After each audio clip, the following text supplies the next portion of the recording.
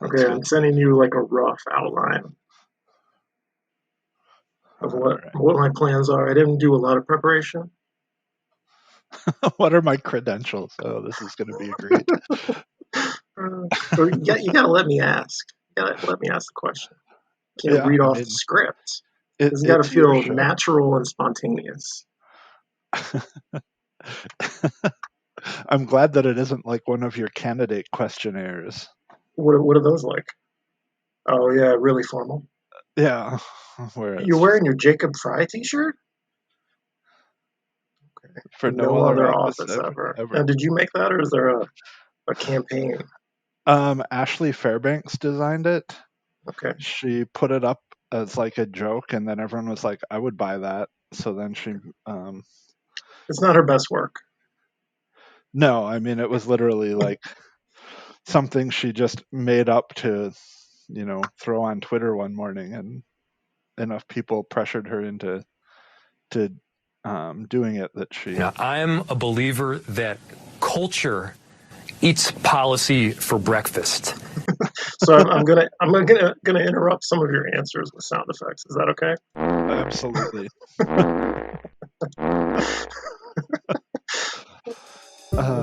Have you been like rehearsing your radio voice? I'm Jacob Fry. No, no. How's it sound? Do I Oh, sound terrible? Am I gonna annoy no, Mayor of people? the city of Minneapolis. no, no. I was just expecting you to be like, and now it's time for Uh, Wedgie, and the Meat Jacker, or something well, like that. I mean, we'll get to that.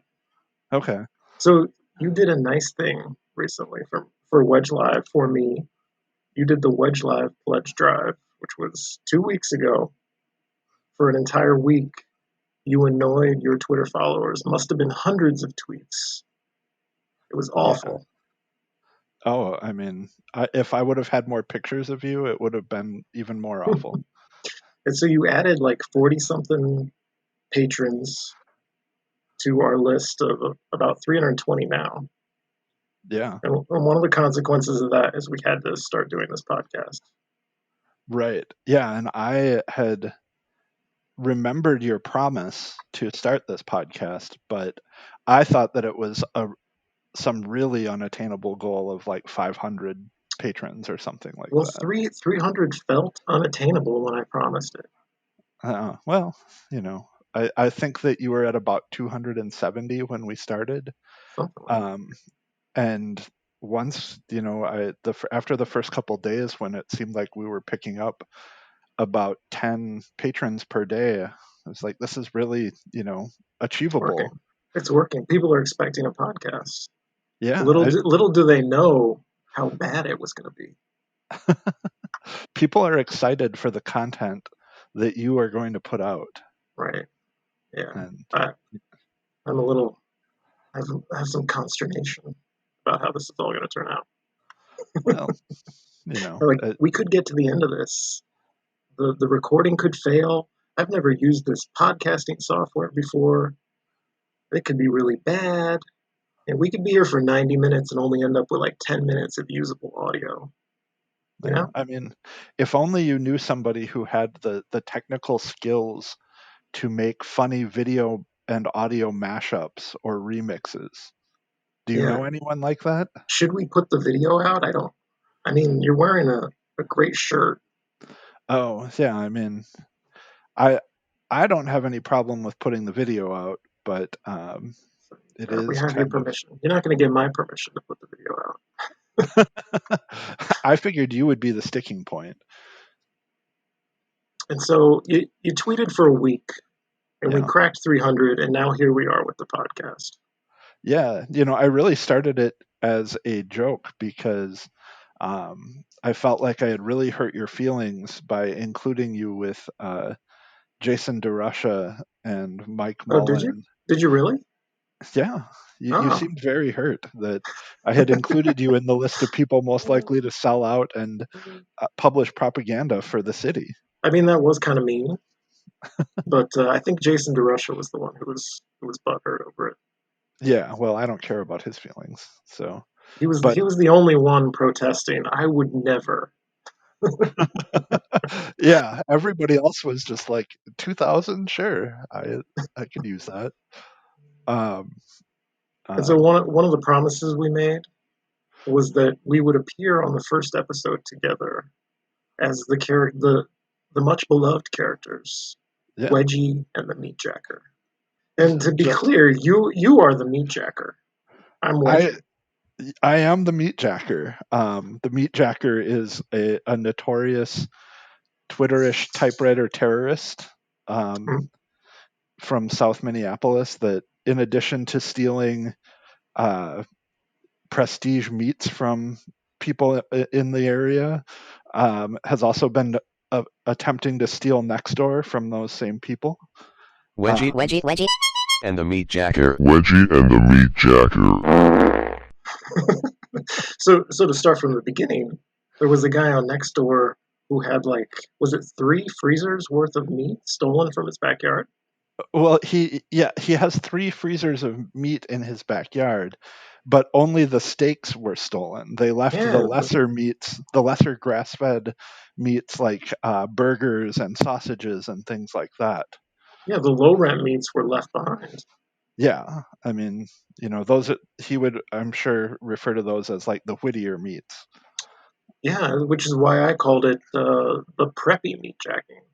Yeah, and you created an amazing graphic that took Twitter by storm. Yeah, at least 100 likes. Yeah, I mean, So viral.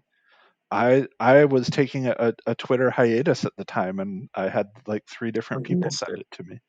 Oh, you Oh, you weren't even on Twitter. That's how wide the reach was on that meat jacker graphic. yeah, I was actually taking this Twitter hiatus. That's what lured me back to Twitter.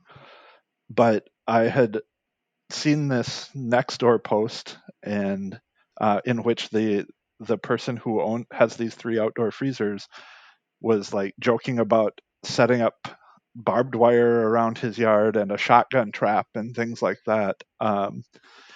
And I took some screenshots and sent them to my friend Taylor, who is at Taylor Taylr on Twitter, and she apparently posted about them, which caught your attention and turned it into a whole story amongst the That's who's who of Minneapolis yeah, Twitter. that's how the internet works. Just from one person to the next, and eventually it's a classic meme. Yeah, and then that led to this person making a whole other post, warning everyone that Twitter or that Nextdoor was being stolen by Twitterish typewriter terrorists. Yeah, not only did this guy get his meat stolen, he had his entire next door stolen. Yeah, if you do not have a platform where you can indulge in vigilante fantasies after someone has stolen your grass-fed beef, what do you have? Hmm. You know, you may have a house near a beautiful lake in South Minneapolis that you purchased in the 90s for $75,000 that's now worth over $500,000. But when you lose next door, Yeah, that's it's a feeling of tragedy. fellowship on Nextdoor. When you've lost that, what do you have? Yeah. Do we have any good Wedgie and the Meat Jacker bits that we want to run through? Oh, there was that. Yeah, should we do it? It's probably going to be bad. It won't come out well. Should we do it? Sure. Yeah. Okay. Let's give it a shot. Okay, I'm gonna cue it with the fart sound effect, and then I'll go, and then you go. I'm John, And I'm Jason.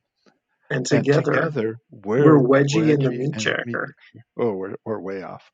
Okay, let's wait for the fart sound effect. I'm John, And I'm Jason.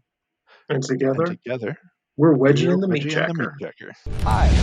Ladies and gentlemen, here it is, the most listened to radio show on the planet. Even the other stations are tuned in too. Wedgie and the Meat Jacker. Wedgie and the Meat Jacker. Wedgie and the Meat Jacker. Okay, we're coming close to the end. We're running out of material.